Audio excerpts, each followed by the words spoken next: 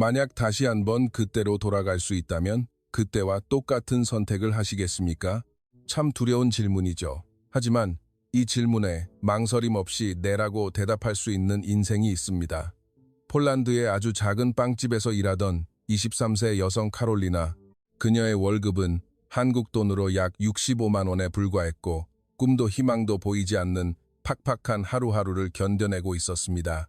그러나 어느 날 백화점에서 일어난 충격적인 사고가 그녀의 운명을 완전히 뒤바꿔 놓게 됩니다.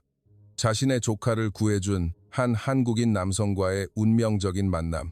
단 10일간의 짧은 만남이었지만 그 시간은 그녀의 인생을 180도 바꿔놓았습니다. 가족들의 거센 반대를 무릅쓰고 한국행을 결심한 카롤리나. 그리고 수년 후 한국을 방문한 부모님은 딸의 성공한 모습 앞에서 흐르는 눈물을 주체하지 못했습니다. 그 눈물의 이유는 과연 무엇이었을까요? 자, 그럼 함께 이 감동적인 이야기를 만나보시죠. 여러분, 안녕하세요. 제 이름은 카롤리나입니다. 저는 폴란드의 아름다운 옛 도시 크라쿠프에서 나고 자랐습니다. 제 일상은 매일이 다를 바 없이 똑같았습니다. 아침 7시에 일어나 간단히 씻고 어머니가 끓여주신 홍차를 한 잔 마신 뒤 집을 나섰습니다. 트램을 타고 구시가지 구석에 있는 낡은 건물 1층의 작은 빵집으로 향했죠. 벽의 페인트는 여기저기 벗겨져 있었고 비가 오면 천장에서 물이 새는 그곳에서 저는 빵을 봉투에 담고 손님에게 팔고 매장을 청소하는 단순한 일을 하고 있었습니다. 제 월급은 1,500즈워티, 한국 돈으로 환산하면 약 65만 원 정도였습니다. 빵집 주인인 유스티나는 50대의 아주 매섭고 엄격한 여성이었습니다. 매장 매출의 절반은 항상 그녀가 가져갔고 제게는 휴식 시간조차 제대로 주어지지 않았습니다.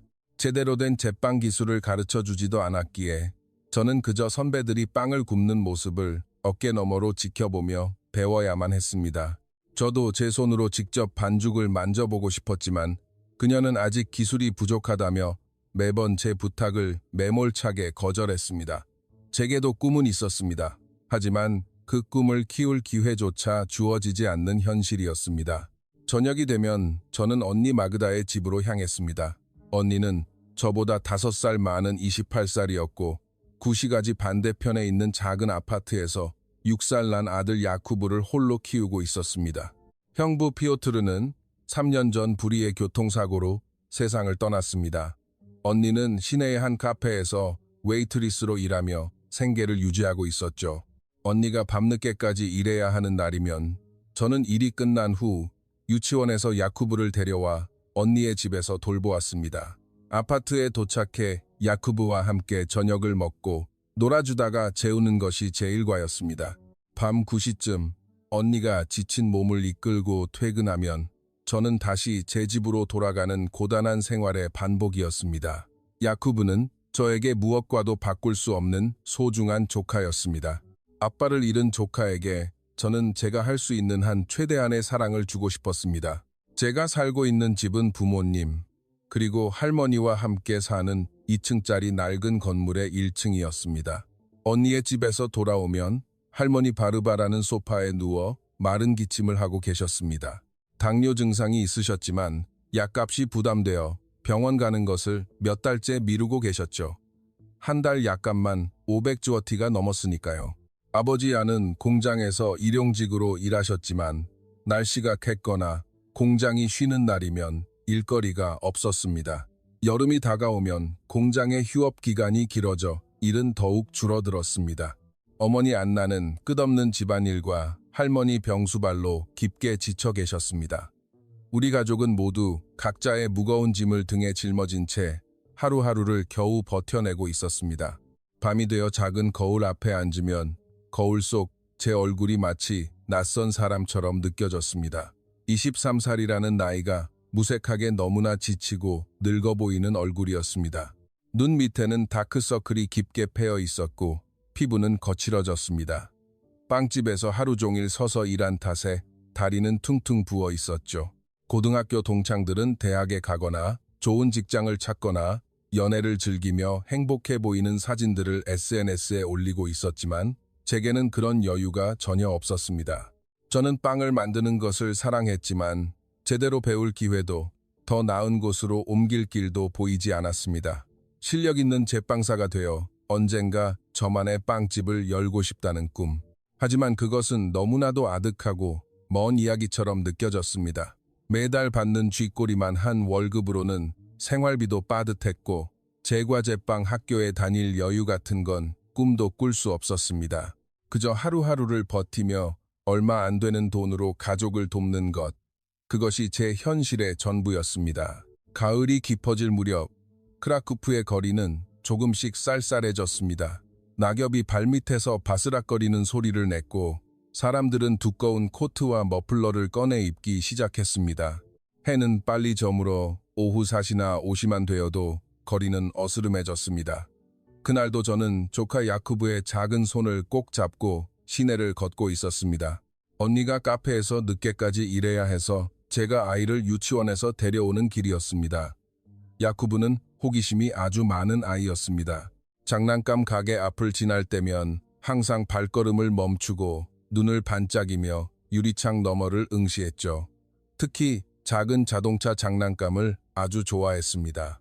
아이의 그런 모습을 볼 때마다 제 가슴은 미어졌습니다. 작은 장난감 하나조차 맘 편히 사줄 여유가 없는 제 자신이 한없이 비참하고 무력하게 느껴졌기 때문입니다. 아빠를 잃은 조카에게 작은 기쁨이라도 주고 싶었는데 그조차 마음대로 되지 않았습니다. 우리는 잠시 백화점 안으로 향했습니다. 오후 5시 무렵이라 쇼핑을 하는 손님들과 퇴근을 서두르는 사람들로 층은 몹시 붐비고 있었습니다. 저는 야쿠브의 손을 더욱 꽉 쥐고 사람들 사이를 조심스레 빠져나가 에스컬레이터 쪽으로 향했습니다. 아이가 사람들에게 부딪히지 않도록 늘 신경 써야 했습니다. 바로 그때 제 가방 속에서 휴대폰이 울렸습니다. 언니 마그다였습니다. 퇴근 시간이 조금 늦어질 것 같다는 연락이었습니다. 전화를 받으며 저는 무심코 야쿠브의 손을 아주 잠깐 놓아버리고 말았습니다. 정말 찰나의 순간이었습니다. 등 뒤에서 끔찍한 비명 소리가 들렸습니다. 심장이 굳는 것 같았습니다. 다급히 뒤를 돌아보니 야쿠브가 반대 방향으로 내려가는 에스컬레이터 계단에서 넘어져 울고 있었습니다. 다행히 크게 다친 것처럼 보이지는 않았지만 아이는 너무 놀라 패닉 상태였습니다. 사람들은 얼어붙었고 저는 목이 메어 비명조차 제대로 나오지 않았습니다. 에스컬레이터는 계속해서 아래로 움직이고 있었고 야쿠브는 계단을 올라오지 못한 채 계속해서 구르고 있었습니다. 주위 사람들도 놀라서 어찌할 바를 모르는 눈치였습니다. 누가 좀 도와주세요. 저는 울부짖으며 달려가려 했지만 붐비는 인파 때문에 앞으로 제대로 나아갈 수가 없었습니다. 하지만 야쿠브를 그대로 둘 수는 없었습니다. 사람들은 겁에 질려 누구도 선뜻 나서지 못했습니다. 바로 그 순간 한 남성이 번개처럼 다가와 비상정지 버튼을 눌러 에스컬레이터를 세운 뒤 주저없이 계단을 뛰어내려갔습니다. 동양인 남성이었습니다. 그는 야쿠브를 재빨리 안아들어 제 품에 안전하게 안겨주었습니다. 그리고 침착하게 비상 버튼을 해제했습니다. 정말 단 몇 초의 차이였습니다. 조금만 늦었더라면 아이가 틈새에 끼어 훨씬 끔찍한 일이 벌어졌을 것입니다. 저는 야쿠브를 꽉 끌어안고 그 자리에 주저앉아 오열했습니다. 아이도 놀라서 엉엉 울음을 터뜨렸고 주변 사람들도 그제야 안도의 한숨을 내쉬었습니다. 손이 덜덜 떨려 야쿠브를 제대로 안고 있기도 힘들었습니다. 저는 떨리는 다리로 간신히 일어나 그 남성을 향해 허리를 깊이 숙여 연신 고개를 숙였습니다. 눈물이 멈추지 않았습니다. 그는 차분한 얼굴로 옷에 묻은 먼지를 털어내며 괜찮냐고 물었습니다. 유창한 영어였습니다. 저는 고등학교 때 배운 서툰 영어로 떨리는 목소리를 쥐어짜며 감사의 인사를 전했습니다. 감사합니다. 정말 감사합니다. 당신이 아니었다면 정말 큰일 날 뻔했어요. 이 은혜를 어떻게 다 갚아야 할지 모르겠습니다. 백화점 직원들이 달려와 간단한 상황 확인과 안전 점검이 이어졌습니다. 남성은 자신이 한국에서 온 여행객이라고 소개했습니다. 이름은 김지훈, 경찰관으로 일하고 있으며 10일간의 휴가를 얻어 크라쿠프를 여행 중이라고 했습니다. 어젯밤에 막 도착했다며 부드러운 미소를 지었습니다. 저는 그의 연락처를 받아들며 마음속으로 깊이 맹세했습니다. 반드시 다시 만나 제대로 된 감사의 인사를 전하겠다고, 우리 가족 모두가 이 은혜를 평생 잊지 않겠다고요. 그날 밤 언니에게 야쿠브를 무사히 데려다 준 뒤 제 집으로 돌아왔지만 저는 도무지 잠을 이룰 수 없었습니다. 침대에 누워 천장을 바라보며 계속 생각했습니다. 만약 그 남자가 없었다면 어떻게 되었을까? 소중한 조카를 잃었다면 나는 언니를, 그리고 우리 가족을 무슨 면목으로 볼 수 있었을까? 그는 저에게, 아니 우리 가족 모두에게 생명의 은인이었습니다. 평생 잊을 수 없는 커다란 은혜를 베풀어준 사람이었죠. 다음 날 아침, 저는 가족들과 함께 아침 식사를 하며 어젯밤의 일을 다시 이야기했습니다. 야쿠브를 구해준 그 한국인 남성에 대해, 그리고 반드시 제대로 된 감사의 인사를 전해야만 한다는 이야기를 꺼냈습니다. 아버지는 무겁게 고개를 끄덕이며 은인을 반드시 찾아가 집으로 초대해야 한다고 말씀하셨습니다. 어머니도 동의하시며 그분이 아니었다면 생각만 해도 끔찍하다라며 눈시울을 붉히셨습니다. 가족 모두가 한 마음이었습니다. 아침 식사 후 저는 언니에게 전화를 걸었습니다. 부모님과 나눈 이야기를 전하고 가족 모두가 그분을 꼭 뵙고 싶어 한다고 말했습니다. 언니도 당연하다며 그분이 아니었다면 야쿠브를 잃었을 것이라고, 평생 잊지 못할 은인이라고 말했습니다. 저는 떨리는 손으로 지훈 씨에게 메시지를 보냈습니다. 서툰 영어로 어제는 정말 감사했습니다. 만약 시간이 허락하신다면 커피라도 한 잔 꼭 대접하고 싶습니다. 라고 적었습니다. 전송 버튼을 누르고 심장 박동 소리를 들으며 답장을 기다렸습니다. 1시간쯤 지나 답장이 왔습니다. 괜찮습니다. 당연히 해야 할 일을 했을 뿐입니다. 라고 겸손하게 적혀 있었죠. 하지만 뒤이어 그래도 커피 제안은 감사히 받겠습니다. 라고 덧붙여 주었습니다. 우리는 오후 3시, 9시까지 중심에 있는 카페에서 만나기로 약속했습니다. 그날 오후, 저는 평소보다 일찍 빵집 일을 서둘러 마치고 약속 장소로 향했습니다. 가슴이 몹시 두근거렸습니다. 긴장도 되었지만 제대로 감사의 인사를 할 수 있다는 안도감이 더 컸습니다. 카페에 도착해보니 지훈 씨는 이미 와 있었습니다. 창가 자리에 앉아 이국적인 바깥 풍경을 바라보고 있었죠. 제가 조심스럽게 다가가 인사를 건네자 그는 환한 미소로 자리를 권해주었습니다. 이야기를 나누면서 저는 조금씩 긴장이 풀리기 시작했습니다. 그는 서울에서 경찰관으로 일하고 있으며 이번이 첫 폴란드 방문이라고 했습니다. 크라쿠프의 오래된 건축물과 문화가 정말 아름답다며 칭찬을 아끼지 않았습니다. 특히 바벨성과 성 마리아 성당을 둘러보았는데 그 웅장함에 깊은 감동을 받았다고 덧붙였습니다. 저도 제 이야기를 조금씩 꺼냈습니다. 빵집에서 일하고 있다는 것, 언니와 조카를 돕고 있다는 것, 그리고 언젠가 제대로 된 제빵 기술을 배워 나만의 빵집을 열고 싶다는 오랜 꿈까지도요. 그는 제 이야기를 조용하고 진지하게 들어주며 연신 고개를 끄덕여 공감을 표했습니다. 1시간 가까이 이야기를 나누다 보니 시간이 어떻게 가는지 모를 정도였습니다. 저는 잠시 망설이다가 용기를 내었습니다. 저희 가족이 꼭 제대로 된 감사의 인사를 드리고 싶어 합니다. 만약 괜찮으시다면 저희 집에 오셔서 식사 대접을 받아주실 수 있을까요? 라고 조심스레 물었습니다. 그는 조금 생각하더니 미소를 지으며 영광이라고 대답했습니다.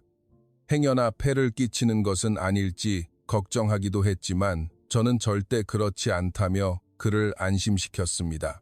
저는 시계를 보고 슬슬 일어나며 함께 집으로 가시겠냐고 청했습니다. 그는 흔쾌히 고개를 끄덕이며 자리에서 일어났습니다. 카페를 나와 집으로 향하는 길에 지훈 씨가 갑자기 발걸음을 멈추었습니다. 빈손으로 갈 수는 없다며 주위를 두리번거리더니 조금 떨어진 곳에 있는 고급 제과점을 가리켰습니다. 저는 정말 괜찮다고 손사래를 쳤지만 그는 한국의 예의를 지켜야 한다며 기어코 제과점 안으로 들어갔습니다. 가게 안에는 치즈케이크, 초콜릿 케이크, 그리고 먹음직스러운 타르트가 예쁘게 진열되어 있었습니다. 지훈 씨는 점원에게 케이크 포장을 부탁했고 점원은 가장 신선한 케이크들을 골라 정성껏 상자에 담았습니다. 지훈 씨가 지갑을 꺼내 계산을 했습니다. 폴란드 주워티로 환산하면 제법 큰 금액이었지만 그는 망설임 없이 값을 치렀습니다. 우리는 케이크 상자를 들고 집으로 향했습니다. 길을 걸으며 그는 폴란드의 가을 날씨가 참 상쾌하고 좋다고 말했습니다. 저는 웃으며 대답했습니다. 곧 엄청 추워질 거예요. 폴란드의 겨울이 오면 정말 매섭답니다. 집에 도착했을 때 가족들은 이미 모든 손님 맞이 준비를 마친 상태였습니다. 식탁에는 어머니가 정성을 다해 준비한 폴란드 전통고기 스튜, 비고스, 폴란드식 만두 피에로기, 신선한 샐러드, 그리고 흑빵이 먹음직스럽게 차려져 있었습니다. 집안 가득 따뜻한 요리 냄새가 진동했고 할머니는 거실에 앉아 우리를 기다리고 계셨습니다. 지훈 씨는 신발을 벗고 들어와 온 가족에게 아주 정중하게 인사를 건넸습니다. 특히 한국식 예절대로 할머니께 깊이 허리를 숙여 인사하는 모습이 인상적이었습니다. 그리고 사온 케이크 상자를 어머니께 건넸습니다. 어머니는 손을 저으며 이런 거 사올 필요 없다고 말씀하셨지만 얼굴에는 감격한 표정이 역력했습니다. 아버지는 지훈 씨를 식탁 상석으로 안내했고 곧이어 언니 마그다도 야쿠브의 손을 잡고 도착했습니다.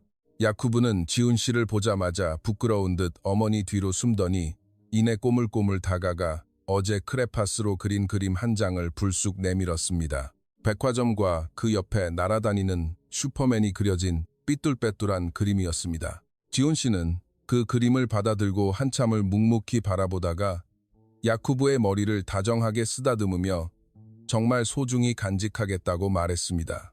야쿠브는 그제야 활짝 웃음을 터뜨렸습니다. 본격적인 식사가 시작되었고 화기애애한 대화가 오갔습니다.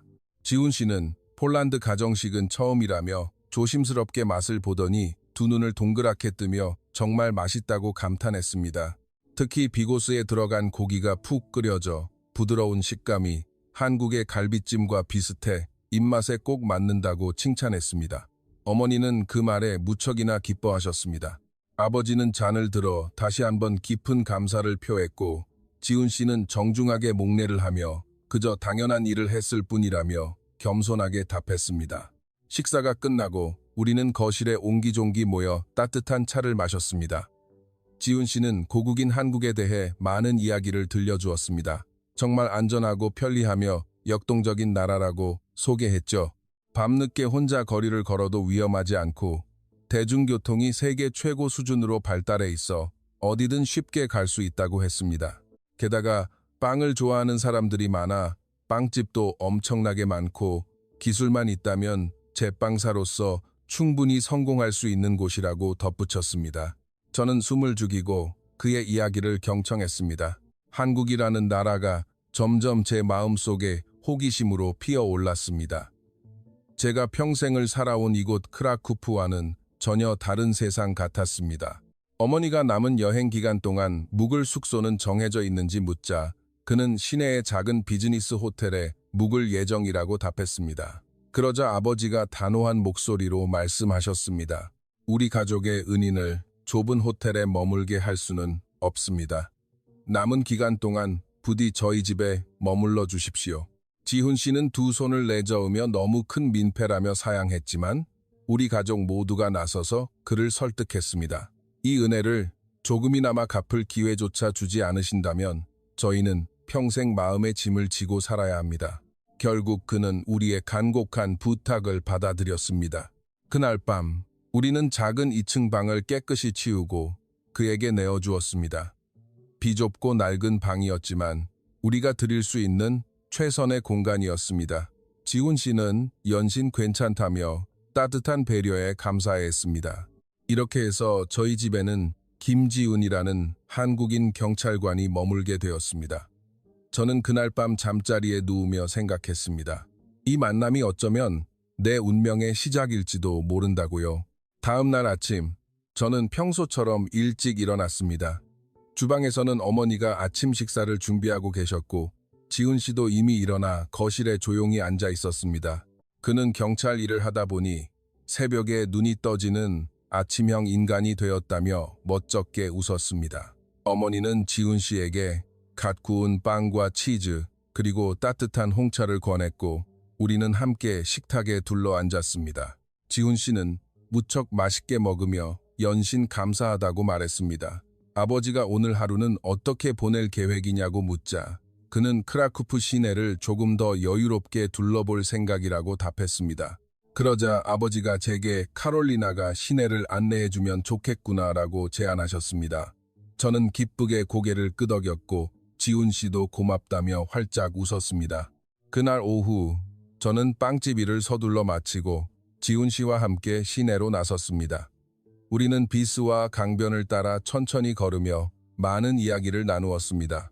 그는 이 강을 보니 한국의 서울을 가로지르는 한강이 떠오른다며 강물을 지그시 바라보았습니다. 제가 한강은 어떤 곳이냐고 묻자 그는 서울 한가운데를 가로지르는 아주 거대한 강이라고 설명해 주었습니다. 강변에 아름다운 공원들이 조성되어 있어서 사람들이 자전거를 타거나 산책을 즐기고 밤이면 아름다운 야경이 펼쳐진다고 했습니다. 우리는 분위기 좋은 작은 카페에 들어가 차를 마셨습니다. 창밖으로 보이는 고풍스러운 폴란드의 풍경을 바라보며 지훈 씨는 폴란드가 생각했던 것보다 훨씬 아름답다고 말했습니다. 사람들도 너무나 친절하고 특히 우리 가족의 따뜻한 환대에 깊은 감동을 받았다고 고백했습니다. 저는 용기를 내어 조심스레 물었습니다. 한국은 정말로 기회가 많은 곳인가요? 지훈 씨는 진지한 표정으로 고개를 끄덕였습니다. 한국은 열심히 노력하면 그만큼의 보상이 돌아오는 역동적인 나라입니다. 특히 기술직은 실력만 있다면 학력이나 배경에 상관없이 충분히 인정받을 수 있죠. 제빵사도 마찬가지예요. 한국 사람들은 밥만큼이나 빵을 사랑해서 맛있는 빵집에는 줄을 서서 사 먹을 정도로 투자를 아끼지 않는답니다. 저는 조용히 그의 말을 들으며 가슴 한구석이 세차게 뛰는 것을 느꼈습니다. 제 마음속 깊이 숨겨두었던 빵집의 꿈이 그저 헛된 몽상으로 끝나지 않을 수도 있겠다는 희망의 불씨가 타올랐습니다. 저녁이 되어 집으로 돌아왔을 때 조카 야쿠브가 우리를 기다리고 있었습니다. 지훈 씨는 야쿠브를 보자마자 환하게 웃으며 다가갔습니다. 아이와 함께 놀아주겠다며 거실 바닥에 털썩 주저앉았죠. 그는 스케치북에 경찰차를 그리고 한국 경찰관의 멋진 배지를 그려주며 아이의 눈높이에 맞춰 설명해 주었습니다. 야쿠브는 두 눈을 반짝이며 세상을 다 가진 듯 기뻐했습니다. 지훈 씨는 아이를 대하는 법을 너무나 잘 알고 있었습니다. 다정하면서도 든든했고 무엇보다 진심이 느껴졌습니다. 그 모습을 흐뭇하게 지켜보던 할머니가 제 귓가에 조용히 속삭이셨습니다. 참 좋은 사람이구나. 마음이 정말 따뜻한 사람이야. 저도 조용히 고개를 끄덕였습니다. 맞습니다. 지훈 씨는 정말로 좋은 사람이었습니다. 지훈 씨가 머문 지 3일째 되던 날, 그는 아버지와 함께 크라쿠프의 전통시장으로 나섰습니다. 아버지가 장을 보러 가시는 길에 그가 동행을 자처한 것이었죠. 저녁에 돌아온 아버지의 얼굴에는 웃음꽃이 만발해 있었습니다. 지훈 씨가 무거운 짐을 다 들어주었고 상인들과 흥정하는 모습을 보며 무척이나 재미있어 했다고 하셨습니다. 무엇보다 어른을 공경하고 예의 바르며 겸손한 청년이라며 침이 마르도록 칭찬하셨습니다. 그날 밤 우리 가족은 다시 거실에 모여 도란도란 이야기를 나누었습니다. 지훈 씨는 한국의 명절에 대해 들려주었습니다. 한국에는 설날과 추석이라는 큰 명절이 있습니다. 그때는 온 가족이 고향에 모여 조상님께 차례를 지내고 맛있는 음식을 나누어 먹죠. 그 이야기를 들으며 우리는 폴란드의 가족 중심적인 문화와 무척이나 비슷하다며 깊은 친근감을 느꼈습니다. 제가 문득 지훈 씨에게 부모님은 어떤 분이신지 물었습니다. 지훈 씨는 아버지가 어릴 적 일찍 돌아가셨고 홀어머니께서 서울에서 작은 빵집을 운영하며 자신을 키워주셨다고 말했습니다. 그 말에 저는 귀가 번쩍 뜨였습니다. 어머니가 한국에서 빵집을 하신다니. 갑자기 한국이라는 나라와 그의 삶이 더욱 가깝고 궁금하게 느껴졌습니다. 4일째 되던 날 오후, 지훈 씨와 저는 다시 크라쿠프 시내로 나섰습니다. 이번에는 관광객이 붐비는 중앙 광장 근처를 걸었습니다. 거리에서 버스킹을 하는 음악가들의 연주가 로맨틱하게 울려 퍼졌습니다. 우리는 광장의 벤치에 나란히 앉아 사람들을 구경했습니다. 문득 지훈 씨가 저를 보며 진지하게 물었습니다. 정말로 훌륭한 제빵사가 되는 것이 카롤리나 씨의 꿈인가요? 저는 한치의 망설임 없이 고개를 끄덕였습니다. 네, 어릴 적부터 사람들을 위해 따뜻하고 맛있는 빵을 만드는 게 제 가장 큰 행복이었어요. 하지만 이곳에서는 제대로 배울 기회가 주어지지 않네요. 그는 한참을 골똘히 생각하더니 입을 열었습니다. 만약 한국에 온다면 저희 어머니 밑에서 기초부터 탄탄하게 일을 배울 수 있을 겁니다. 물론 언어도 다르고 문화도 달라 결코 쉽지는 않겠지만 분명히 기회는 있을 거예요. 순간 제 가슴이 주체할 수 없이 뛰었습니다. 하지만 이내 차가운 현실의 벽이 떠올랐습니다. 제가 어떻게 한국에 갈 수 있겠어요? 여기에 가족들도 있고 모아둔 돈도 없고 비자 문제도 엄청 복잡할 텐데요. 지훈 씨는 제 눈을 다정하게 바라보며 조용히 말했습니다. 방법은 분명히 있습니다. 당장은 아니더라도 언젠가 꼭 기회가 올지도 모릅니다. 저는 그의 그 따뜻한 눈빛과 확신에 찬 말을 믿고 싶어졌습니다. 5일째 저녁에는 언니 마그다가 저녁 식사에 합류했습니다. 언니는 지훈 씨에게 다시 한 번 깊이 고개를 숙이며 감사의 인사를 전했습니다. 야쿠브를 구해주신 것만으로도 평생 갚지 못할 은혜인데 이렇게 저희 가족과 소중한 시간을 보내주셔서 정말 감사합니다. 지훈 씨는 쑥스러운 듯 머리를 긁적이며 예의 바르게 답했습니다. 아닙니다. 오히려 제가 너무 과분한 대접을 받고 있어서 감사할 따름입니다. 이렇게 따뜻하고 정 많은 가족과 함께 시간을 보낼 수 있다는 것 자체가 제게는 잊지 못할 귀중한 경험입니다. 식사를 마치고 우리는 다시 거실에 모였습니다. 지훈 씨는 내일이면 한국으로 돌아가야 한다고 말했습니다. 10일간의 휴가가 벌써 끝이 난 것이었죠. 그 말을 듣는 순간 갑자기 제 마음 한구석이 뻥 뚫린 것처럼 헛헛해졌습니다. 이제야 겨우 친해지고 익숙해졌는데 벌써 떠나야 한다니요. 할머니와 어머니의 얼굴에도 깊은 아쉬움이 스쳤습니다. 아버지는 굳은 목소리로 다음에 꼭 폴란드에 다시 오게 된다면 그때도 반드시 우리 집에 머물러 주시오라고 당부하셨습니다. 그날 밤 저는 도무지 잠을 이룰 수 없었습니다. 침대에 누워 어두운 천장을 바라보며 지난 며칠을 떠올렸습니다. 지훈 씨와 함께 보낸 시간들은 제게 너무나 소중했습니다. 그는 단순한 은인이 아니라 제게 완전히 새로운 세상을 보여준 사람이었습니다. 한국이라는 미지의 나라, 그리고 가슴속에 묻어두었던 제 꿈을 다시 꺼내어 그릴 수 있게 해준 유일한 사람이었습니다. 6일째 되는 날 아침, 저는 평소보다 훨씬 일찍 눈을 떴습니다. 지훈 씨도 이미 거실에 앉아 있었습니다. 우리는 창밖으로 밝아오는 아침을 보며 조용히 홍차를 마셨습니다. 그는 이번 폴란드 여행이 자신의 인생에서 평생 잊지 못할 최고의 추억이 될 것이라고 말했습니다. 저 역시 눈을 맞추며 조용히 고개를 끄덕였습니다. 제게도 마찬가지였으니까요. 그날 저녁, 우리는 지훈 씨를 위한 마지막 만찬을 함께 했습니다. 어머니는 폴란드의 모든 정성을 담아 특별한 요리들을 상에 올리셨고 아버지는 다시 한번 와인잔을 들어 지훈 씨의 앞날과 건강을 기원하는 건배를 제의하셨습니다. 식사가 끝나갈 무렵 지훈 씨가 조용히 말했습니다. 내일 아침 일찍 공항으로 출발해야 합니다.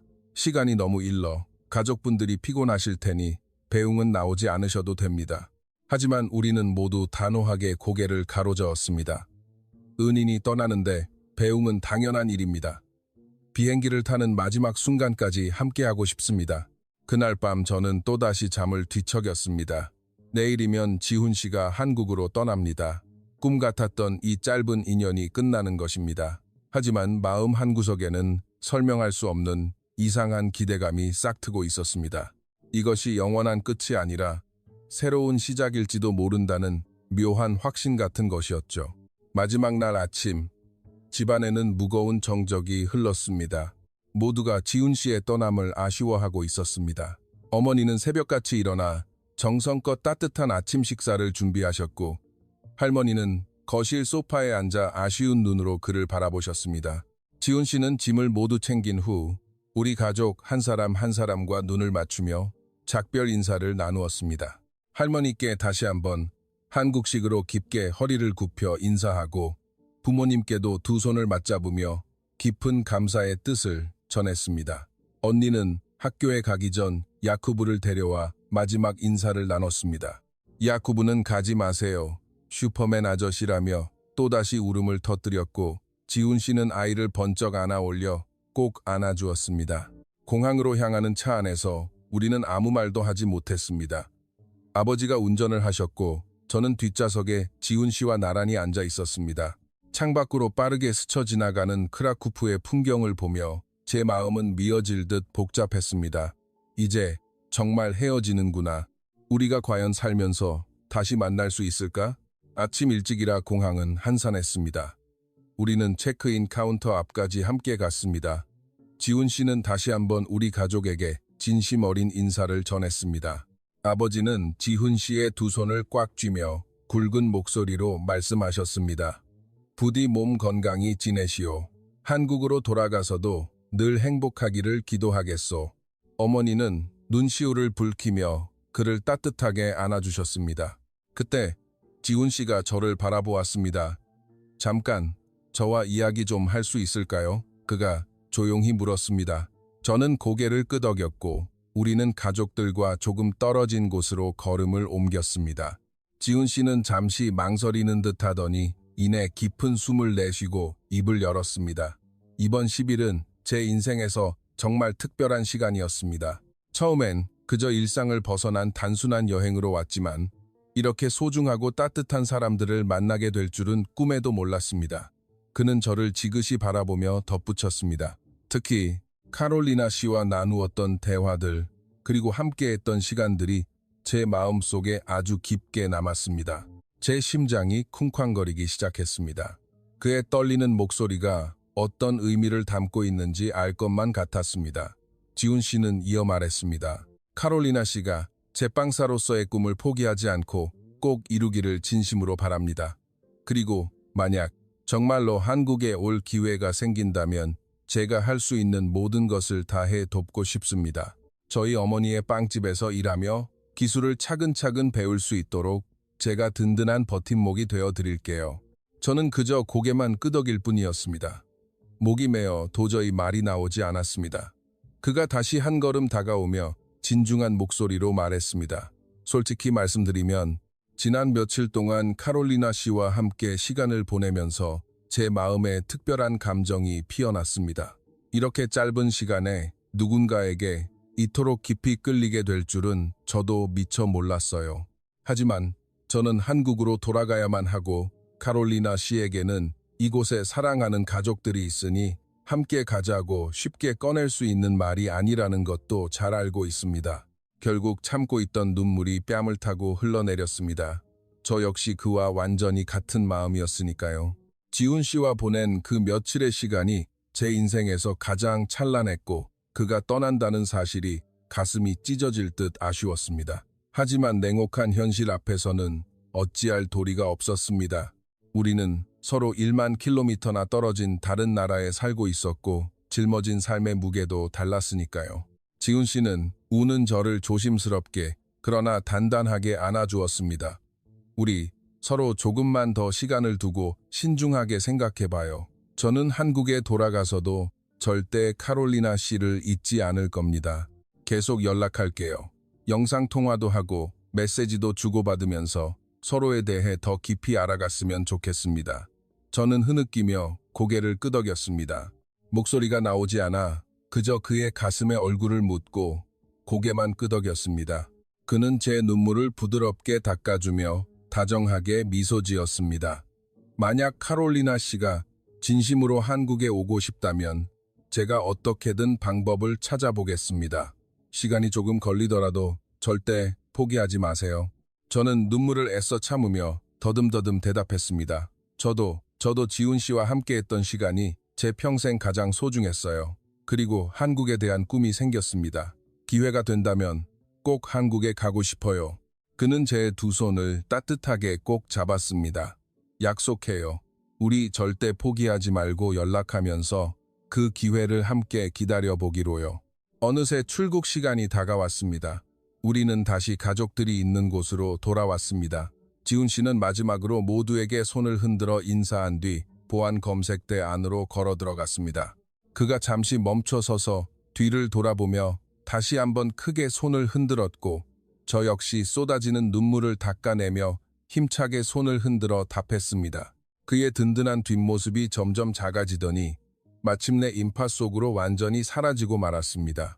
집으로 돌아온 후 저는 지훈 씨가 며칠간 머물렀던 2층 작은 방의 침대에 홀로 누워 천장을 바라보았습니다. 방은 마치 그가 처음부터 존재하지 않았던 것처럼 너무나 깨끗하게 정돈되어 있었습니다. 하지만 제 마음속에는 그가 남기고 간 것들로 가득 차 있었습니다.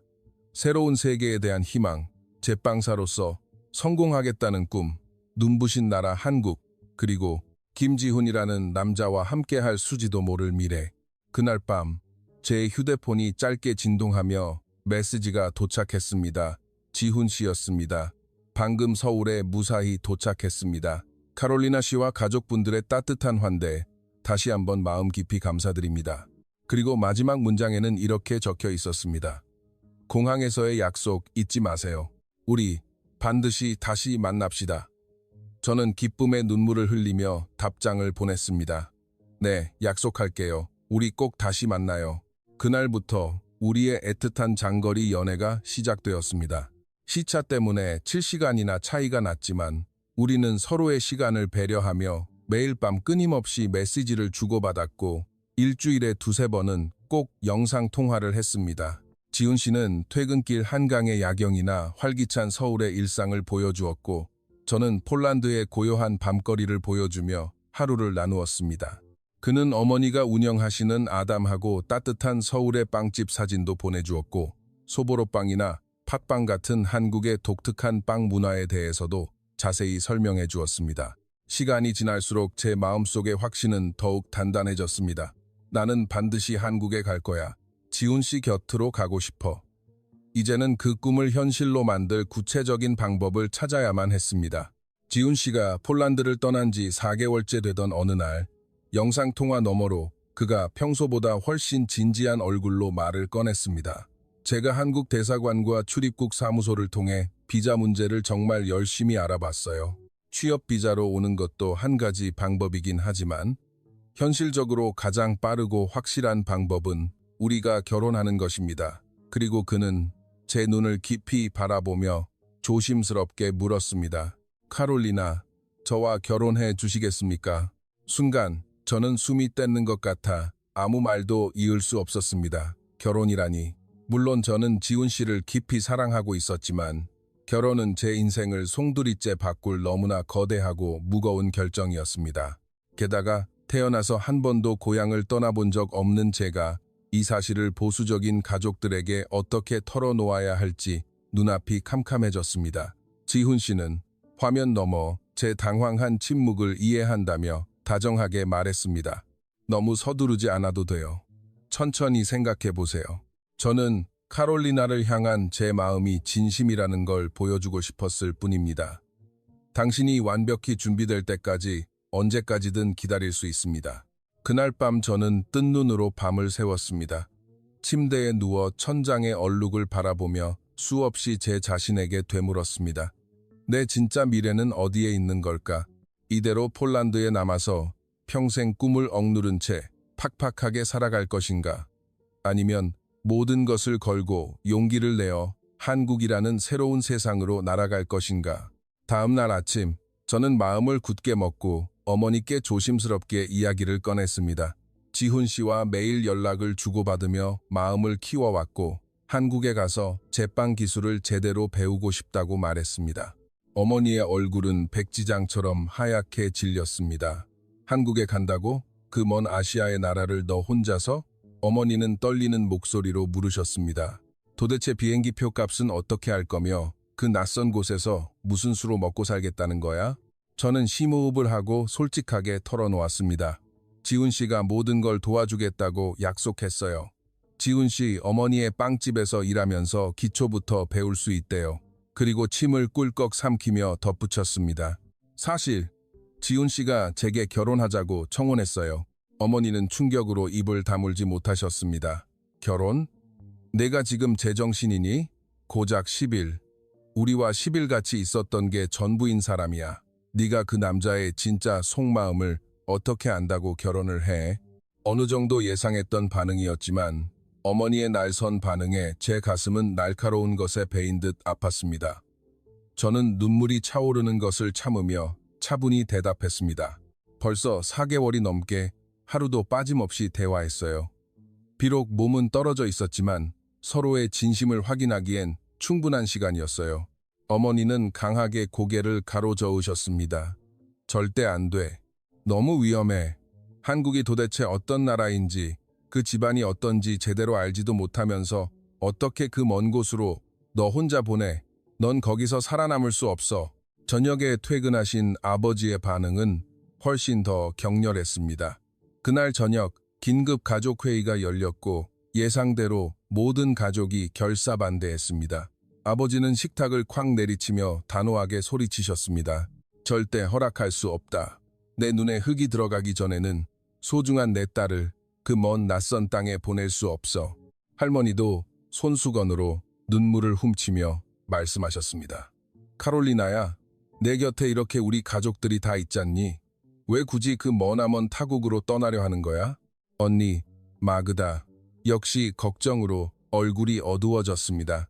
카롤리나, 내 마음이 어떤지는 머리로는 이해해. 하지만 이건 너무 성급한 결정이야. 동화 속 이야기가 아니라고. 현실을 좀 더 냉정하게 생각해봐. 저는 결국 참았던 눈물을 터뜨리고 말았습니다. 저도 알아요. 저도 두렵고 무섭다고요. 사랑하는 가족들과 헤어지는 게 얼마나 가슴 찢어지게 슬픈 일인지 저도 알아요. 하지만 계속 이곳에만 머물러 있다면 제 꿈은 영원히 쓰레기통에 처박힐 거예요. 저는 평생 그 악독한 빵집 주인의 밑에서 빵이나 봉투에 주워 담으며 죽을 때까지 그렇게 살아야 한다고요. 아버지는 더욱 불같이 화를 내셨습니다. 그렇다고 덥석 결혼까지 해가며 그 멀리 가야 한단 말이냐. 그 남자가 겉모습만 번지르르하고 속은 시커먼 사기꾼인지 어떻게 확신해. 만약 한국에 갔다가 버림이라도 받으면 넌 그곳에서 어떻게 할 거냐. 저는 지훈 씨는 결코 그런 사람이 아니에요. 아빠도 가족들도 모두 그 사람이 얼마나 진실한 사람인지 직접 겪어보셨잖아요. 라고 항변했지만 아버지는 10일 본 것으로 사람의 밑바닥까지 알 수는 없다며 완강히 고개를 돌리셨습니다. 그날 밤 집안의 공기는 차갑게 얼어붙었습니다. 저는 제 방으로 도망치듯 들어가 문을 걸어 잠그고 소리 죽여 펑펑 울었습니다. 그리고 지훈 씨에게 떨리는 손으로 메시지를 보냈습니다. 가족들이 완강하게 반대하고 있어요. 아빠는 너무 화가 나셨고 엄마는 울고 계세요. 저 이제 어떡하면 좋죠? 지훈 씨는 곧바로 답장을 보내왔습니다. 카롤리나, 너무 울지 마세요. 부모님께서 귀한 딸을 걱정하시는 건 너무나 당연한 일입니다. 울지 말아요. 제가 직접 그곳으로 가서 부모님 앞에 무릎을 꿇고서라도 설득하겠습니다. 그로부터 정확히 2주 후 지훈 씨는 정말로 다시 폴란드행 비행기에 몸을 실었습니다. 이번에는 여행이나 휴가가 아니라 오직 제 부모님의 허락을 받기 위한 결연한 여정이었습니다. 크라쿠프 공항 게이트에서 걸어 나오는 그를 본 순간 저는 참았던 눈물이 왈칵 쏟아졌습니다. 그가 정말로 나를 위해 1만 킬로미터를 날아 다시 와주었다는 사실이 믿기지 않았습니다. 그는 달려가 안기는 저를 꽉 끌어안으며 귓가에 다정하게 속삭였습니다. 울지 마요. 내가 왔잖아요. 우리 함께 부모님 마음을 돌려봅시다. 지훈 씨와 함께 집으로 들어섰을 때 부모님의 표정은 놀라움과 복잡함이 교차했습니다. 지훈 씨는 거실에 서서 아버지를 향해 정중하고 깊게 고개를 숙인 뒤 굳은 목소리로 입을 열었습니다. 아버님, 카롤리나 씨를 진심으로 사랑합니다. 카롤리나 씨와 결혼하여 한국으로 데려가 제 목숨을 바쳐서라도 아끼고 보살피겠습니다. 카롤리나 씨가 그토록 원하던 훌륭한 제빵사가 될 수 있도록 제 모든 것을 걸고 돕겠습니다. 부디 허락해 주십시오. 하지만 아버지는 여전히 싸늘한 시선으로 대답했습니다.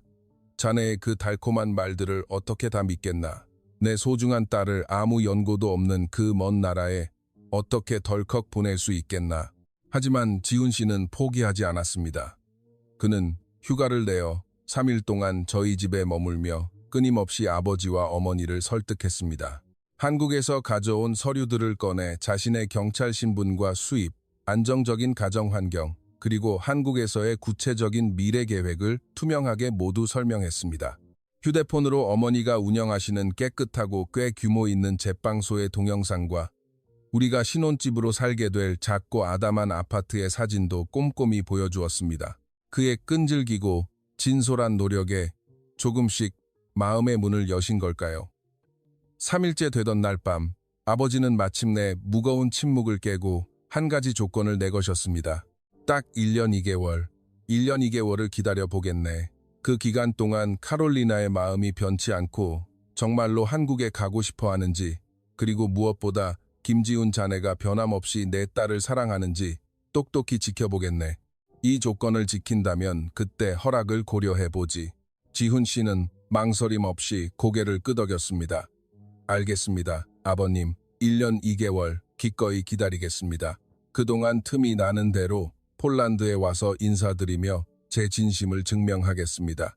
그 말을 듣는 순간 제 가슴에 막혀있던 커다란 돌덩이가 쑥 내려가는 것 같았습니다. 완전한 허락은 아니었지만 적어도 희망의 문이 열린 것입니다.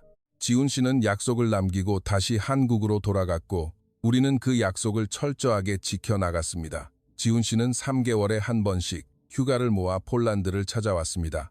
올 때마다 한국의 인삼이나 화장품 등 부모님과 가족들을 위한 선물을 잊지 않았고 가족들과 허물없이 어울리며 한결같은 성실함과 믿음직한 모습을 보여주었습니다.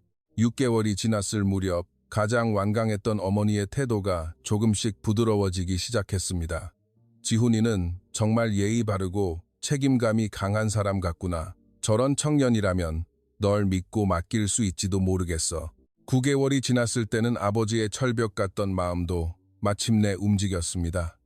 어느 날 저녁 아버지는 넌지시 말씀하셨습니다.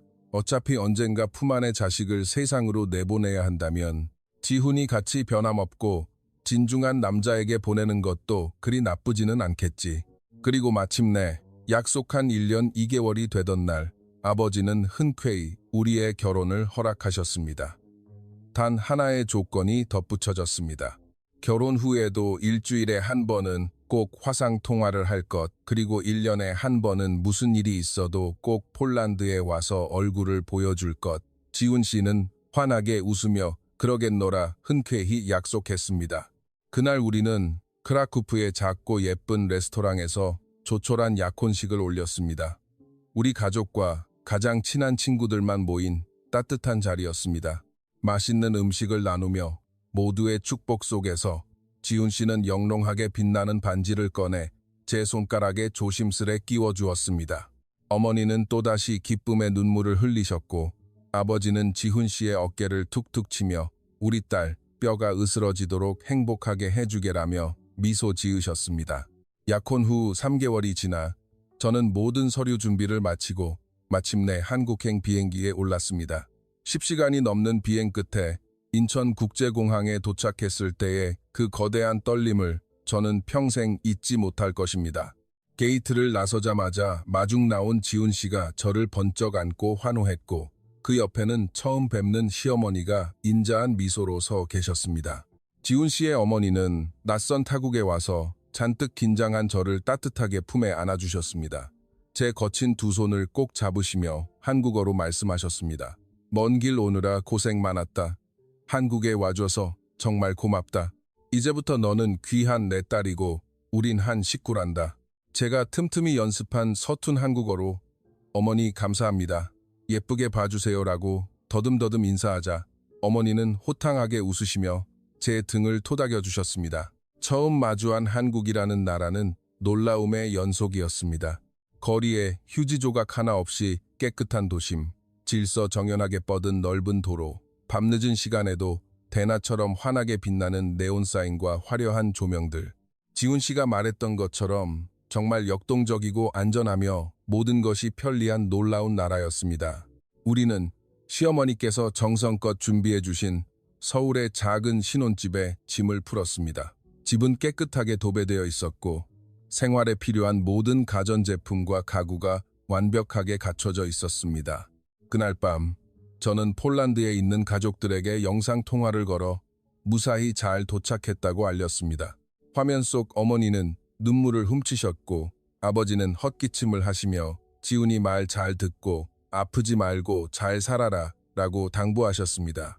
우리의 결혼식은 한국의 예쁜 웨딩홀에서 스몰 웨딩으로 소박하게 치렀습니다. 양가 부모님과 가까운 친척, 그리고 지훈 씨의 경찰 동료들만 모인 따뜻한 예식이었습니다. 폴란드에서 부모님과 언니 마그다, 그리고 야쿠브도 비행기를 타고 나라와 참석했습니다. 어느새 훌쩍 커버린 야쿠브는 저를 보자마자 달려와 이모 예뻐요라며 왈칵 품에 안겼습니다. 달콤한 신혼여행이 끝나고 본격적인 한국에서의 일상이 시작되었습니다. 제가 가장 먼저 넘어야 할 산은 바로 한국어였습니다. 지훈 씨는 퇴근 후 피곤한 몸을 이끌고도 매일 밤 저를 앉혀놓고 한국어 문법과 회화를 가르쳐 주었고 저 역시 낮에는 한국어 교재와 유튜브 영상을 보며 독하게 매달렸습니다. 한국에 온 지 한 달 뒤 저는 본격적으로 시어머니의 빵집으로 출근하기 시작했습니다. 처음에는 정말 모든 것이 지옥처럼 힘들었습니다. 부족한 한국어 실력 탓에 손님들의 요구를 알아듣는 것도 진땀이 났고 한국의 제빵 기술과 스타일은 폴란드의 그것과는 확연히 달랐습니다. 빵을 만드는 도구, 밀가루의 브랜드와 질감, 발효의 과정, 심지어 한국 손님들이 선호하는 폭신폭신하고 달콤한 빵의 식감까지 모든 것이 낯설고 어려웠습니다. 하지만 시어머니는 저를 절대 포기하지 않고 인내심을 갖고 하나하나 가르쳐 주셨습니다. 한국식 반죽을 치대는 법부터 완전히 기초부터 다시 배웠습니다. 한국 손님들의 입맛에 맞는 빵을 굽기 위한 오븐의 정확한 온도, 습도에 따른 발효 시간의 미세한 조절, 빵의 모양을 예쁘게 잡는 각도까지 아주 세세하게 전수해 주셨습니다.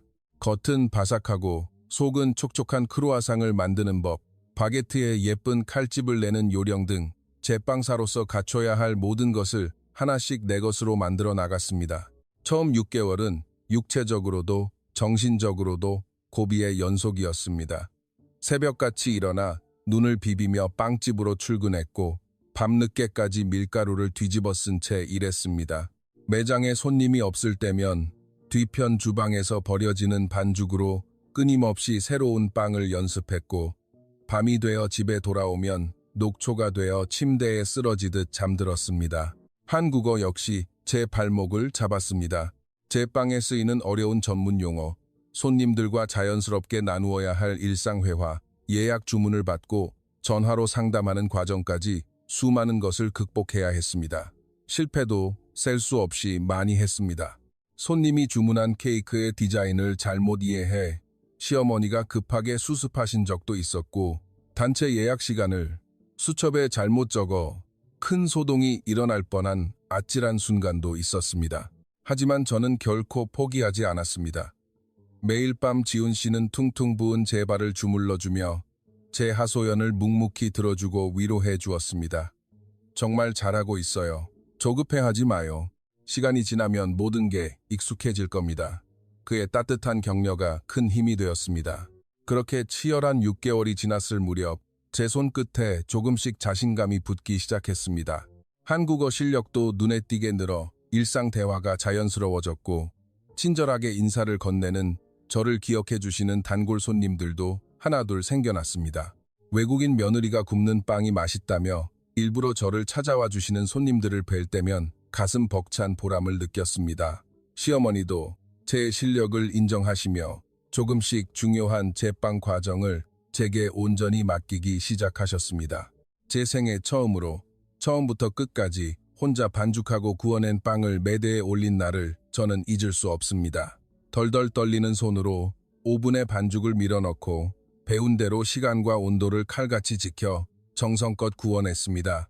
빵 냄새를 맡고 들어온 손님이 제가 만든 갓 구운 빵을 맛보고 우와, 정말 맛있어요 라며 환하게 웃어주셨을 때 저는 주방 뒤에 숨어 왈칵 눈물을 쏟고 말았습니다. 1년이 지났을 무렵 저는 이미 시어머니 빵집에서 없어서는 안 될 핵심 제빵사가 되어 있었습니다. 식빵부터 단팥빵, 화려한 페이스트리 디저트까지 혼자서 척척 만들어낼 수 있게 되었고 손님들도 저의 꼼꼼한 실력과 정성을 인정해 주셨습니다. 특히 제가 폴란드어를 유창하게 구사한다는 점이 엄청난 장점으로 작용했습니다. 한국에 거주하는 폴란드인 커뮤니티나 동유럽 출신 유학생들 사이에 고향의 맛을 재현하는 빵집이 있다는 입소문이 퍼지면서 일부러 멀리서 찾아오는 외국인 손님들의 발길이 끊이지 않았습니다. 이 즈음 제 가슴 속에는 새로운 목표가 꿈틀거리기 시작했습니다. 언젠가 오롯이 내 이름을 건 나만의 빵집을 여는 것. 어느 날 밤 지훈 씨에게 조심스럽게 제 꿈을 털어놓았을 때 그는 두 눈을 반짝이며 흔쾌히 지지해 주었습니다. 우리 함께 그 꿈을 현실로 만들어봐요. 지금부터 허리띠를 졸라매고 돈을 모아서 작고 예쁜 당신만의 가게를 열어봅시다. 우리는 독하게 저축을 시작했습니다. 지훈 씨의 경찰 월급과 제가 빵집에서 받는 급여를 합친 뒤 최소한의 식비와 공과금을 제외한 모든 돈을 악착같이 통장에 밀어 넣었습니다. 주말에 외식도 줄이고 옷을 사는 등 불필요한 지출은 완벽히 통제했습니다. 목표는 아주 선명했습니다. 2년 안에 내 이름이 걸린 작은 빵집 개업하기. 목표가 생기자 일하는 것이 전혀 힘들지 않았습니다. 자투리 시간이 날 때마다 유튜브로 한국의 최신 베이커리 트렌드와 디저트를 연구했고 쉬는 날에는 제빵 관련 세미나나 유명 빵집 투어를 다니며 미각을 훈련했습니다. 시어머니는 스펀지처럼 흡수하며 눈부시게 성장하는 제 모습을 보며 친딸의 일처럼 대견해 하셨습니다. 그리고 2년 뒤 우리는 마침내 서울의 한 주택가 골목에 작은 상가 계약서에 도장을 찍었습니다. 18평 남짓한 아담한 공간이었습니다. 임대료가 아주 저렴한 곳은 아니었지만 주변에 대단지 아파트들이 밀집해 있고 유동 인구가 많아 단골 손님을 끌어모으기에 완벽한 입지였습니다. 인테리어 공사는 비용을 아끼기 위해 반셀프로 진행했습니다. 지훈 씨와 제가 직접 페인트를 섞어 벽에 칠했고 땀을 뻘뻘 흘리며 진열장 가구를 조립하고 따뜻한 색감의 조명을 달았습니다. 시어머니도 두 팔 걷어붙이고 청소를 도와주셨고 주말이면 지훈 씨의 경찰 동료분들까지 짜장면을 얻어먹으러 와서는 무거운 기계들을 나르며 큰 힘을 보태주셨습니다. 한 달 반에 걸친 땀방울 끝에 마침내 저만의 첫 빵집이 완성되었습니다. 창가에 놓인 4개의 작고 예쁜 원목 테이블, 깨끗한 화이트톤의 벽돌벽, 그리고 빵을 더욱 먹음직스럽게 비추는 따뜻한 할로겐 조명, 마지막으로 매장 입구에 걸린 세련된 간판, 카롤리나 베이커리 캐롤리나 베이커리라는 제 이름이 선명하게 새겨진 간판을 올려다본 순간 저는 벅차오르는 감정을 주체하지 못하고 그 자리에 주저앉아 엉엉 울어버렸습니다. 크라쿠프의 낡고 축축한 빵집에서 65만 원을 받으며 혹사당하던 23살 소녀의 막연했던 꿈이 이역만리 한국 땅에서 완벽한 현실이 된 기적 같은 순간이었습니다. 개업 첫날 멀리 폴란드에서 어머니가 응원의 영상 편지를 보내주셨고 지훈 씨와 시어머니 그리고 저의 첫 빵을 사랑해 주시던 단골 손님 몇 분이 축하를 위해 방문해 주셨습니다. 지훈 씨의 동료들이 보낸 화환들이 입구를 장식했고 지훈 씨는 몰래 준비해온 특별한 케이크에 촛불을 켜주었습니다. 물론 현실의 장사는 동화가 아니었습니다. 개업 첫 몇 달은 파리만 날릴 정도로 손님이 적었습니다. 동네 주민들에게 새로 생긴 외국인 며느리의 빵집은 낯설었기 때문입니다. 그날 팔리지 않고 남은 빵들을 버리며 남몰래 속을 태우는 날도 많았습니다. 하지만 저는 절대 주저앉지 않았습니다. 한국인들이 많이 쓰는 SNS인 인스타그램과 당근마켓에 매일 갓 구운 빵 사진을 올리며 정성껏 홍보글을 적었고 주말이면 지훈 씨와 함께 아파트 단지 입구에서 지나가는 사람들에게 시식용 빵과 전단지를 돌렸습니다. 시어머니의 빵집에서 저를 아껴주시던 손님들도 의리를 지키기 위해 먼 길을 마다하지 않고 제 가게를 찾아와 빵을 한가득 사가셨습니다. 무엇보다 가장 큰 무기는 맛과 정성이었습니다. 첨가물을 넣지 않고 좋은 밀가루와 버터로 정직하게 구워낸 빵, 한국식의 쫀득하고 달콤한 빵은 물론이고 제가 폴란드에서 배운 유럽식 정통 발효빵과 든든한 호밀빵을 적절히 섞어 메뉴를 구성했습니다. 정성껏 구워낸 빵을 맛본 손님들은 하나같이 감탄하며 돌아갔고 그분들이 지역 맘카페나 이웃들에게 입소문을 내주면서 기적처럼 손님이 늘기 시작했습니다. 반년이 지나자 놀라운 변화가 일어났습니다. 빵이 나오는 시간 전부터 사람들이 줄을 서기 시작했고 인기 메뉴는 예약하지 않으면 살 수 없을 정도로 불티나게 팔려나갔습니다. 특히 폴란드어와 영어를 구사한다는 점이 엄청난 메리트가 되어 한국에 거주하는 외국인 주재원 가족들이나 유학생들이 일주일에 한 번씩 찾아와 빵을 쓸어가기도 했습니다. 그들에게 저는 단순히 빵을 파는 주인이 아니라 타국 생활의 외로움을 달래주고 문화를 나누는 따뜻한 소통 창구였습니다. 개업 1년차 카롤리나 베이커리는 동네의 명소로 확고히 자리 잡았습니다. 매출은 상상을 초월할 정도로 안정적인 궤도에 올랐습니다. 생활비와 모든 관리비를 빼고도 통장에 제법 두둑한 돈이 쌓이기 시작했습니다. 지훈 씨는 누구보다 제 성공을 자랑스러워했습니다. 제가 퇴근해 정산장부를 보여줄 때면 저를 번쩍 들어올려 빙글빙글 돌며 아이처럼 기뻐했습니다. 빵집이 자리를 잡자 저는 부모님께 한국으로 한번 놀러 오시라고 비행기표를 끊어 보내드렸습니다. 꼭 제 성공한 모습을 보여드리고 싶었기 때문입니다. 부모님은 3년 만에 인천공항을 통해 한국을 방문하셨습니다. 게이트에서 부모님을 뵌 순간 어머니는 저를 부서져라 껴안고 하염없이 눈물을 흘리셨습니다. 저 역시 그동안 쌓였던 그리움이 터져나와 부둥켜 안고 목 놓아 울었습니다. 저는 부모님을 서울 구경을 시켜드린 뒤 마침내 제 분신과도 같은 카롤리나 베이커리로 모시고 갔습니다. 아버지는 길목에서부터 환하게 켜진 제 이름의 간판을 보시곤 경이롭다는 듯 입을 떡 벌리셨습니다. 어머니는 향긋한 빵 냄새가 진동하는 매장 안으로 들어와 진열대를 꽉 채운 아름다운 빵들과 분주하게 빵을 사가는 한국 손님들을 보며 믿기지 않는다는 표정을 지으셨습니다. 그날 저녁 집으로 돌아와 식탁에 마주 앉은 자리에서 저는 부모님께 조용히 말씀드렸습니다. 아빠, 엄마, 저 지난달 매출이 800만 원이었어요. 재료비랑 월세 다 빼고도 제가 순수하게 가져간 이익이 950만 원이나 돼요. 한국 돈으로요. 아버지는 포크를 떨어뜨리며 멍한 표정으로 저를 바라보셨습니다. 3년 전 크라쿠프의 빚에는 빵집에서 제가 한 달 내내 뼈 빠지게 일해서 벌던 돈이 500주 워티, 고작 65만 원이었습니다. 그런데 지금은 그 10배, 아니 15배가 넘는 엄청난 돈을 벌어들이는 어엿한 사장님이 된 것입니다. 그것이 도무지 믿기지 않으시는 눈치였습니다. 어머니는 두 손으로 얼굴을 감싸고 또다시 기쁨의 눈물을 쏟아내셨습니다.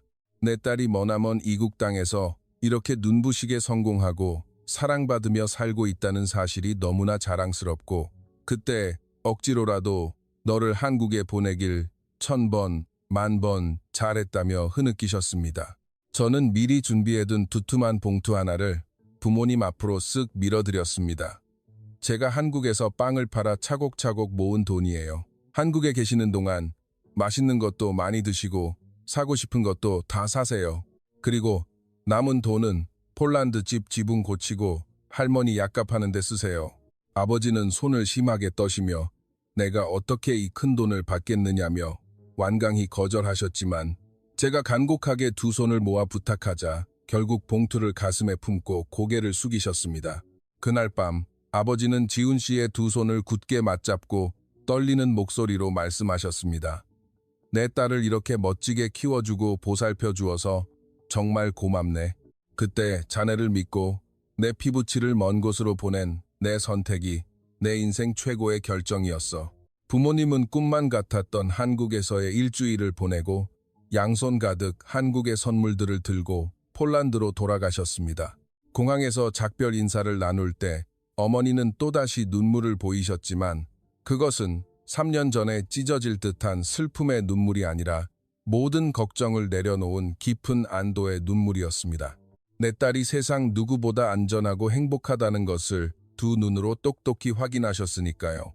그 후로도 저는 한계를 모르고 성장했습니다. 혼자서는 벅차서 제빵 보조 직원도 한 명 정식으로 채용했고, 크리스마스나 명절 시즌이면 예약 전화가 불이 날 정도로 빵집은 문전성시를 이루었습니다. 블로그와 지역 카페에 수많은 호평 리뷰가 쏟아지며 더 많은 분들이 골목길을 찾아와 주셨습니다.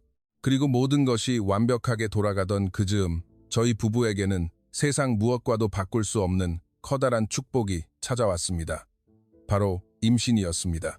병원에서 두 줄이 선명한 테스트기를 지훈 씨에게 보여주었을 때 듬직한 경찰관인 그는 제 앞에 무릎을 꿇고 펑펑 눈물을 흘렸습니다.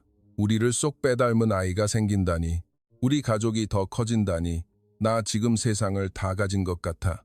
그는 제 배에 귀를 대고 아이처럼 기뻐했습니다. 소식을 들은 시어머니는 하던 일을 멈추고 택시를 타고 달려오셨습니다. 아이고, 우리 며느리 장하다. 내가 할머니가 되다니 이 얼마나 벅찬 일인지 모르겠다라며 저를 꼭 안아주셨습니다. 영상통화로 소식을 전해들은 폴란드의 부모님도 마찬가지였습니다. 어머니는 환호성을 지르셨고 아버지는 외손주가 태어난다니 너무나 감격스럽다며 말끝을 흐리셨습니다. 임신 중에도 저는 부푼 배를 안고 빵집을 꿋꿋하게 운영했습니다. 배가 불러오며 장시간 서 있는 것이 조금 고되긴 했지만 든든한 직원이 많은 일을 도와주어 무리가 없었습니다. 손님들 역시 홀몸도 아닌데 이렇게 맛있는 빵을 구워주어 고맙다며 순산을 기원하는 작은 선물들을 쥐어주고 가셨습니다. 9개월 뒤 저는 벚꽃이 흩날리는 따뜻한 봄날 건강하고 사랑스러운 아들을 품에 안았습니다. 지훈 씨는 분만실 밖에서 안절부절 못하며 기다리다 탯줄을 자르며 핏덩이 같은 아들을 보자마자 오열했습니다. 양가 부모님의 엄청난 축복 속에서 태어난 이 작은 생명. 우리는 아들에게 든든하게 세상을 지켜나가라는 의미를 담아 한국식 이름인 수호라는 예쁜 이름을 지어주었습니다. 출산 후 저는 산후조리원에서 한국의 훌륭한 산후조리 문화를 경험하며 충분한 휴식을 취했고 그동안 빵집은 직원이 훌륭하게 매장을 책임져 주었습니다. 지훈 씨는 퇴근하고 오면 제가 손에 물 한 방울 묻히지 않게 청소와 빨래, 젖병 소독까지 도맡아 하는 만점 남편이었고 시어머니도 매일같이 반찬을 해오시며 수호를 돌봐주셨습니다. 3개월의 꿀 같은 휴식을 마치고 저는 다시 빵집 주방으로 복귀했습니다. 육아와 일을 병행하는 것은 두려운 일이었지만 한국의 훌륭한 보육 시스템 덕분에 큰 걱정을 덜 수 있었습니다. 낮에는 동네의 국공립 어린이집과 육아종합지원센터의 전문 보육교사님들께 수호를 맡겼습니다. 교사님들이 얼마나 아이를 안전하고 사랑스럽게 돌봐주시는지 저는 안심하고 빵 굽는 일에 집중할 수 있었습니다. 그 무렵 폴란드에 계신 부모님도 귀여운 손주를 안아보기 위해 다시 한번 한국을 찾으셨습니다. 어머니는 포동포동한 수호를 품에 안고 감격의 눈물을 펑펑 흘리셨고 무뚝뚝한 아버지도 손주 앞에서만큼은 무장해제되어 깍꿍을 연발하며 활짝 웃으셨습니다. 이번에는 언니 마그다와 조카 야쿠부도 함께 왔는데 에스컬레이터에서 굴러떨어지던 꼬마 야쿠부는 어느새 늠름한 초등학생 형아가 되어 수호의 볼에 입을 맞추었습니다. 그로부터 다시 2년이 훌쩍 지난 지금 저는 비록 규모는 작지만 늘 사람들로 북적이는 성공한 빵집 카롤리나 베이커리의 어엿한 사장님이자 눈에 넣어도 아프지 않을 아들 수호의 행복한 엄마입니다.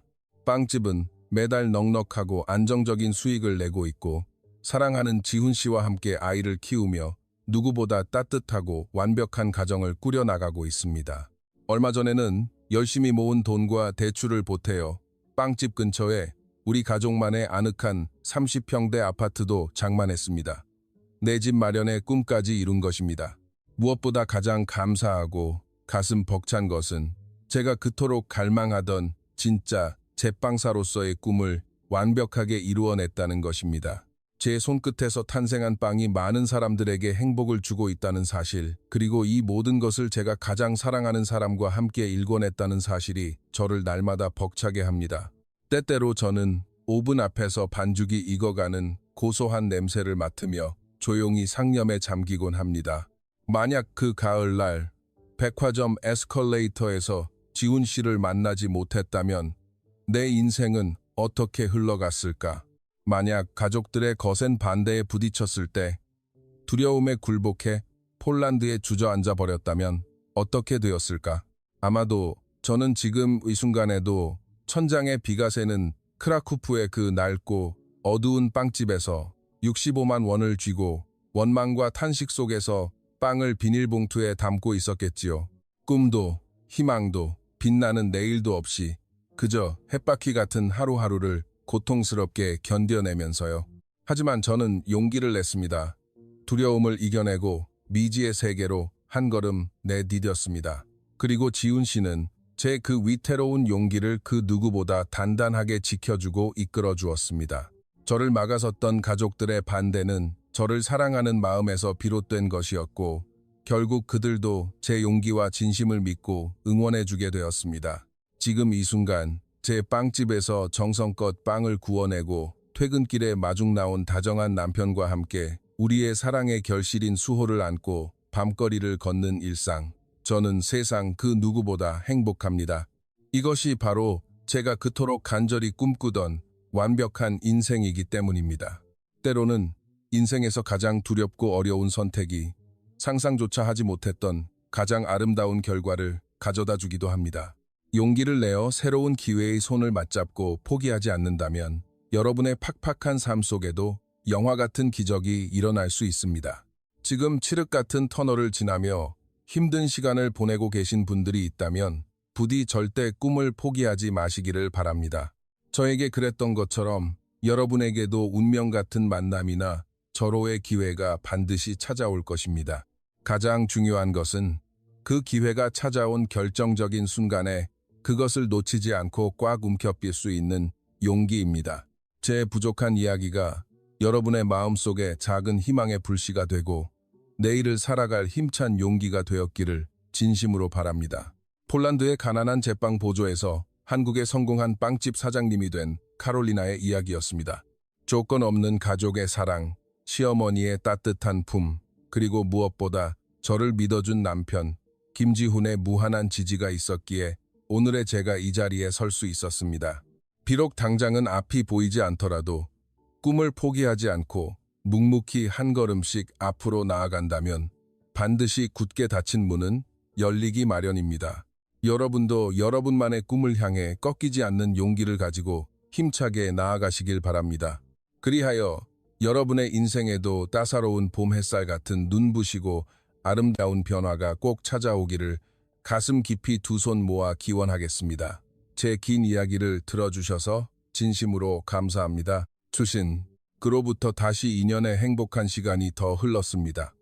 어느덧 수호는 씩씩한 4살 형아가 되어 매일 아침 어린이집 노란 버스를 타고 등원합니다. 저는 아침마다 수호의 작은 볼에 뽀뽀하며 배웅한 뒤 가벼운 발걸음으로 카롤리나 베이커리로 출근합니다. 가게는 더 큰 성장을 이루었습니다. 이제는 저와 함께 빵을 굽는 정직원이 2명이나 더 생겼고 주말이면 줄을 서는 손님들 덕분에 매장은 눈코 뜰 새 없이 바쁘게 돌아갑니다. 감사하게도 제가 정성껏 굽는 빵을 찾아주시는 발길이 끊이질 않습니다. 바쁜 평일이 지나고 주말이 오면 저는 지훈 씨와 함께 돗자리를 챙겨 수호의 손을 잡고 가까운 한강 공원으로 피크닉을 갑니다. 푸른 잔디밭에서 까르르 웃으며 비눗방울을 쫓아 뛰어노는 아들의 뒷모습을 보며 지훈 씨와 저는 나란히 앉아 서로의 손을 꽉 찢깁니다. 우리 정말 행복하지? 지훈 씨가 부드럽게 묻습니다. 저는 활짝 웃으며 크게 고개를 끄덕입니다. 네, 제 인생은 지금이 완벽해요. 종종 폴란드에 있는 가족들과 태블릿으로 화상통화를 합니다. 할머니 바르바라께서는 어느새 연세가 85세가 되셨지만 제가 보내드린 약값 덕분에 다행히 건강하게 지내고 계십니다. 아버지 양과 어머니 안나 역시 제가 보내드린 돈으로 낡은 집의 지붕과 벽을 깨끗이 수리하셨고 한겨울에도 추위 걱정 없이 훨씬 따뜻하고 쾌적하게 노후를 즐기고 계십니다. 언니 마그다에게도 좋은 소식이 있었습니다. 다정한 성격의 좋은 남자를 만나 재혼하여 새로운 행복한 가정을 꾸렸답니다. 에스컬레이터에서 굴러떨어져 울던 꼬마 야쿠브는 어느새 훌쩍 자라 어깨가 넓어진 중학생이 되었습니다. 통화할 때마다 이모, 빨리 한국 가서 맛있는 한국 치킨이랑 이모가 만든 빵 먹고 싶어요. 라며 너스레를 떱니다. 시간이 참 마법처럼 빠르게 흐른 것 같습니다. 최근 늘 저의 가장 든든한 스승이자 지원군이었던 시어머니께서 조용히 저를 부르셨습니다. 평생을 바친 빵집을 이제는 은퇴하고 싶으시다는 것이었습니다. 내 나이도 이제 칠순이 다 되어가고 무엇보다 우리 며느리가 이렇게 눈부시게 성장해서 훌륭한 사장님이 되었으니 더는 걱정이 없구나. 어머니는 평생의 일터였던 빵집을 정리하고 제 가게 근처에 작은 식물 카페를 열어 손님들과 도란도란 이야기를 나누며 여생을 여유롭게 즐기고 싶다며 환하게 웃으셨습니다.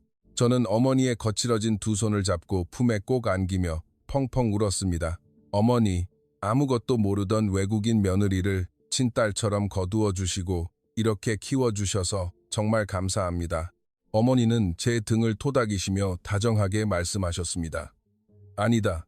낯선 땅에 와서 험한 일 마다하지 않고 이겨낸 내가 대단한 거지. 내 인생에 너 같은 복덩이 며느리가 굴러 들어와서 오히려 내가 더 고맙고 감사하단다.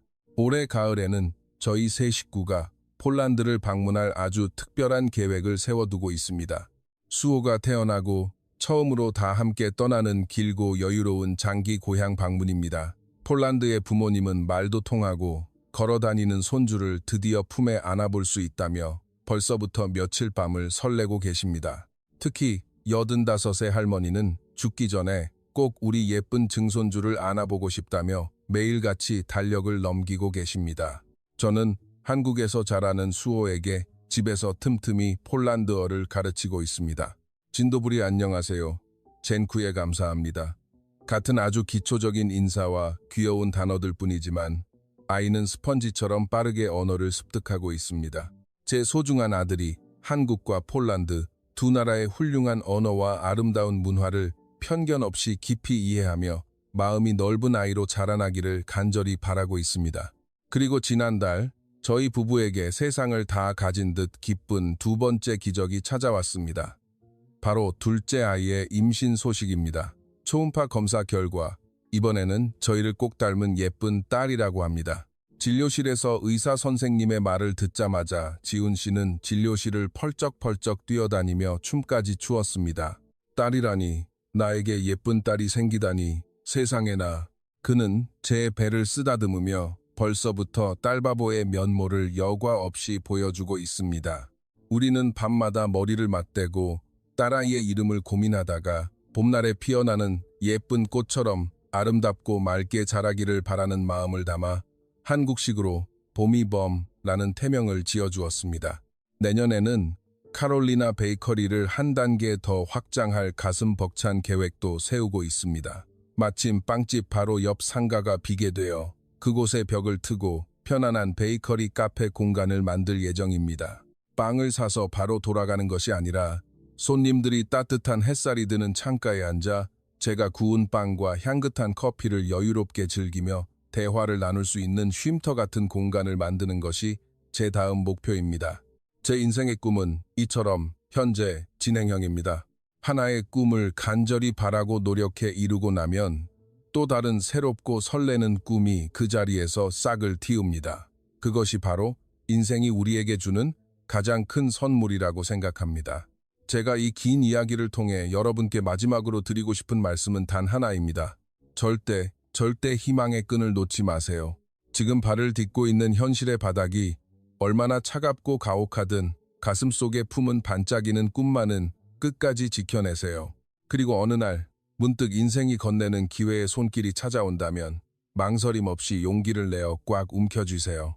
빛에는 폴란드의 작은 변두리 방에서 매일 밤 한숨 짓던 23살 소녀가 말도 문화도 전혀 모르던 머나먼 아시아의 한국 땅으로 날아와 처음부터 모든 것을 새로 시작해야 했지만 피나는 노력과 꺾이지 않는 의지가 있다면 기어코 성공할 수 있다는 것을 제가 제 삶으로 증명했습니다. 당신을 믿어주는 따뜻한 가족의 지지와 스스로의 단단한 의지만 있다면 이 세상에 불가능한 일은 결단코 없습니다. 지금 이 순간 저는 제 이름이 적힌 자랑스러운 베이커리 주방에서 막 오븐에서 꺼낸 빵의 구수하고 따뜻한 향기를 깊이 들이마시며 지난 날을 돌아봅니다. 물론 여기까지 걸어온 길이 결코 평탄하지만은 않았습니다. 타국에서 몰래 삼킨 눈물도 많았고 주저앉아 포기하고 싶은 아득한 순간들도 수도 없이 많았습니다. 하지만 저는 스스로를 믿고 꿋꿋하게 버텨냈습니다. 그리고 마침내 저는 제가 꿈꾸던 바로 이 자리에 굳건히 서 있습니다. 세상에서 가장 다정한 남편 지훈 씨와 사랑스러운 아들 수호, 곧 세상을 마주할 제 뱃속의 딸 보미와 함께, 그리고 땀방울이 서린 저만의 베이커리에서 매일 정성껏 구워낸 빵으로 수많은 손님들에게 작지만 확실한 행복을 전하면서요. 이것이 바로 저의 찬란한 이야기입니다. 폴란드의 어둡고 추운 크라쿠프 골목에서 한국의 역동적이고 눈부신 서울로, 미래가 보이지 않던 가난한 제빵 보조 소녀에서 많은 이들에게 사랑받는 성공한 빵집 사장님으로, 외롭고 고단했던 23살 여성에서 누구보다 사랑받는 아내이자 훌륭한 두 아이의 어머니로 성장한 기적 같은 여정. 저는 진심으로 믿습니다. 이 글을 읽고 계신 여러분의 삶 속에도 이보다 더 아름답고 벅찬 이야기들이 반드시 찾아올 것임을 말입니다. 마음속 깊이 용기를 내세요. 그리고 오늘보다 나은 내일을 꿈꾸세요. 그 꿈을 향해 아주 작은 걸음일지라도 멈추지 말고 묵묵히 앞으로 나아가세요. 인생은 우리가 상상하는 것보다 훨씬 더 다채롭고 눈부신 기적들로 가득 차 있으니까요. 한국 서울의 아늑한 카롤리나 베이커리는 언제나 문을 활짝 열고 여러분을 기다리고 있겠습니다. 갓 구워낸 따뜻한 빵 한 조각과 함께 저의 이 희망찬 이야기가 지친 여러분의 마음을 따뜻하게 안아드릴 수 있기를 바랍니다. 긴 시간 저의 이야기에 귀 기울여 주셔서 진심으로 감사합니다. 여러분 모두의 앞날에 눈부신 햇살이 가득하기를, 그리고 늘 사랑과 행복이 함께하기를 기도하겠습니다. 감사합니다.